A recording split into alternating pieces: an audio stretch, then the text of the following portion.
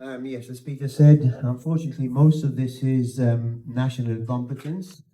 And most of the times we can only get international pressure when we have an international authority involved. So we can shout and rant at Valletta being destroyed, its views over Manuel Island by the buildings in Slima, because it's a UNESCO site. There has been a big hullabaloo also about Chara, about Gigantia, because it is a UNESCO site, which means that UNESCO is giving us money. It's not just the title, UNESCO, we get funding. Like on environmental things, Comino is a Natura 2000 site. When it's defined and registered as a Natura 2000 site, it means that the European Union is funding us for the upkeep of Comino, for example, Pembroke. So we should try and use our leverage, but we have to do this much before. We have to be careful because here it's all planned to help the developers.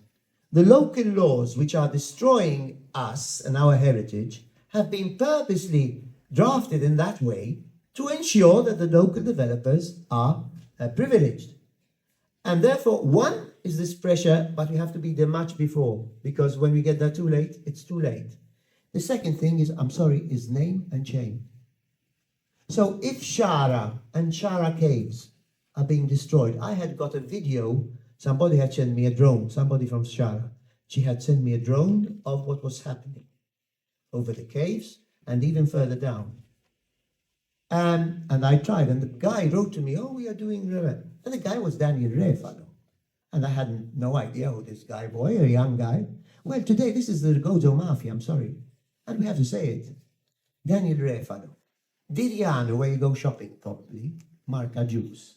Okay. And Portelli are the triade. The Chinese have the triads, right? The Cottagins have also this triad. There are also others. We stop me with the triad? Okay. So what is the name and shame? If Shara is threatened because of the Neolithic temple, because we've got Gigantia, it's because Portelli wants to build. If the Shara caves have been destroyed and are being destroyed, it's because Portelli has a hotel at the top. And his partner has all the fields going down towards Marsalforn. So this is all done ad arte. If they are on Comino, the deck chairs, it's because Daniel Refalo, the same guy, has his deck chairs over there. And I know there's a lot of fear in Gozo. My Citizen Watch page is a result of people's fear. What people fear, they send to Cassola because Cassola speaks. Okay, sometimes I make mistakes too, unfortunately, because they give me even the wrong information. But it's the only way. Well, as Sandra said, people have to be empowered. Don't be more afraid. Being afraid is the mafia in Sicily. But even the Sicilians have now rebelled.